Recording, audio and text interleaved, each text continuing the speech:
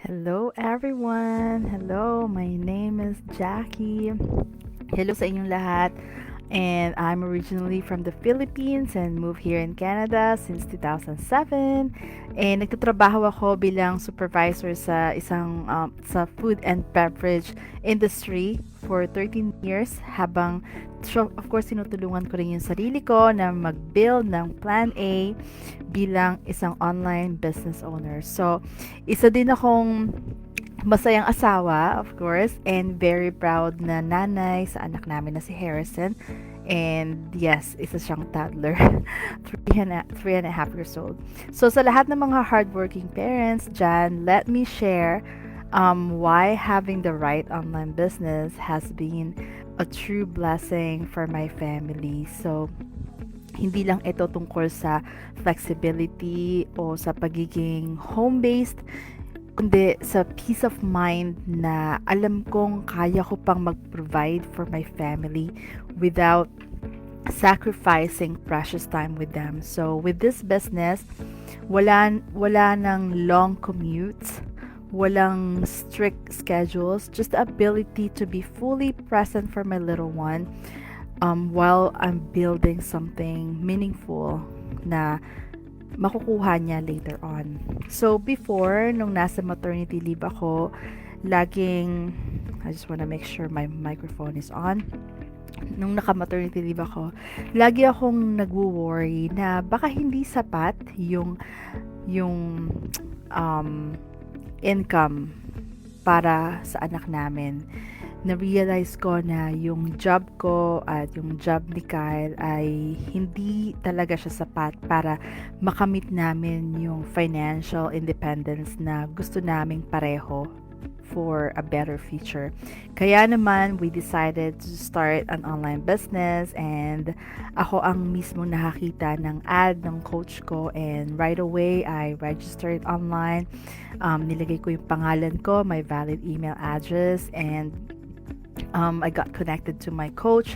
Of course, I ask a lot of questions, and if you are interested on something, of course, curious ka. So, libre naman kung magtatanong ka, and my coach is so confident answering all my questions, and no doubt she knows what she's doing, and I'm so happy kasi talagang we did our due diligence before we started our online business and minake sure talaga namin na it is legitimate. And when we were starting, when we finally signed and naging official online business owner kami, nakita namin talaga yung mga na-meet namin yung mga tao online and kung nakarelate kami sa kanila, and of course sila rin nakarelate sa amin. Like, iisa lang yung mga goal namin lahat, which is to have or to provide a better future for our family. So for sure maraming makakarelate sa amin kung sasabihin ko ang number one goal naming mag-asawa ay ang makapag-retire ng maaga at hindi na namin kailangan antayin mag-65 at gusto namin makabili ng sarili naming bahay para hindi na kami nag-rent. And pag bumili kami ng bahay, hindi na namin kailangan mangutang sa bangko. And sino ba naman ang ayaw mag-travel sa buong mundo na walang worry sa mga expenses, right? And madadala namin yung business na ito kasi online siya. So, kahit saan kami pumunta sa buong mundo, definitely we can take our business with us kasi it's an online business. And of course, ang pinaka-excited ako na gawin is ipamana sa anak ko yung business na ito, and alam ko talaga na magbe-benefit siya later on. So ngayon, I can enjoy every moment with my little one. Every laugh, every story, and every hug, while knowing that our needs are taken care of at binibuild namin yung future niya, yun talaga yung pinapangarap namin. And the best part, this business is legitimate, it's tax registered, and designed to grow alongside your goals.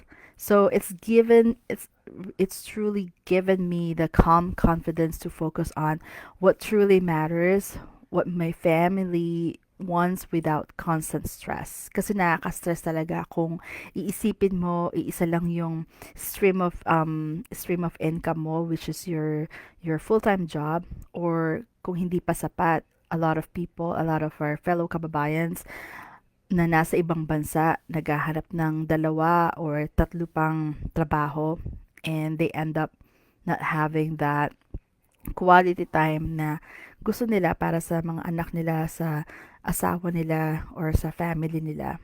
And later on, it's too late na ma-realize nila na tumatanda rin sila. Nararamdaman nila yung mga sakit sa buto because they've been like working 2, 3 jobs, and ayoko talaga mangyari yon because naniniwala ako in my personal opinion lang. Naniniwala ako na nandito tayo sa mundo na to na magsaya, mag-spend ng time sa families natin, sa mga tumatanda nating mga magulang, sa anak natin na pinapangarap natin magkaroon ng anak or ng family, and wala tayo sa mundo para magbayad lang ng mga bills. I know I've been telling that on my post kasi totoo talaga siya. And let me tell you, it's normal to doubt yourself when you're stepping out of your comfort zone. Lahat tayo nagtatanong sa sarili, kaya ko ba talaga to? Can I really do this online business? Kaya ko pa talaga? I've been there too, pero wag mong hayaan ang takot ang magpahinto sa'yo sa pagtupad ng mga goals mo. Yun ang ginawa ko. Mas nangibabaw talaga yung excitement ko nung when I was starting. Ang dami kong iniisip na possibilities na mangyayari once I start my online business. So growth happens when we push through the doubts and believe we're capable of more. So totoo yun, like hindi um, hindi tayo nandito para lang mag-settle sa something na hindi natin deserve. Alam ko na bawat isa sa atin deserve ng magandang buhay, ng magandang magbigay ng magandang kinabukasan sa mga anak natin, right? And you can really choose to stay in your comfort zone. May choice ka and settle for the live you have now, or take a leap and work towards the future you dream of. The choice is yours. And it's almost 2025. I think there's like 4 more weeks. Tapos Christmas na, or 3 more weeks, Christmas na, and then 4 more weeks, New Year na. So I highly suggested do something for yourself, for your future, and for your family, lalo na sa mga anak mo.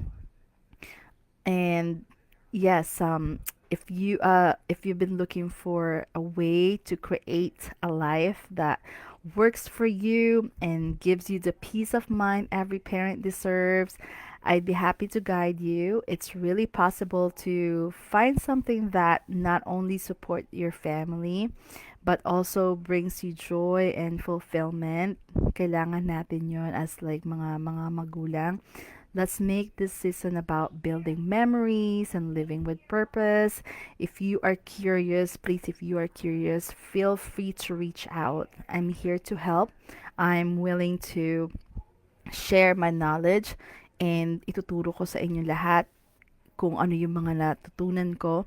And when I started this online business, um, of course, nangangapa ka, and that's very normal. Lahat tayo pag nag-uumpisa ng, like, let's just say, when we started our day job, like our full-time job, di ba, mayroon kang training doon, and di ba, nangangapa ka rin ng una, and then, after few years, parang alam na alam mo na kung anong ginagawa mo sa trabaho mo. And same thing here, when you start an online business, normal lang na mga paka, and the reason why there's like a mentor and coaches available lifetime is para mag-guide ka namin how to be a successful online business owner as well.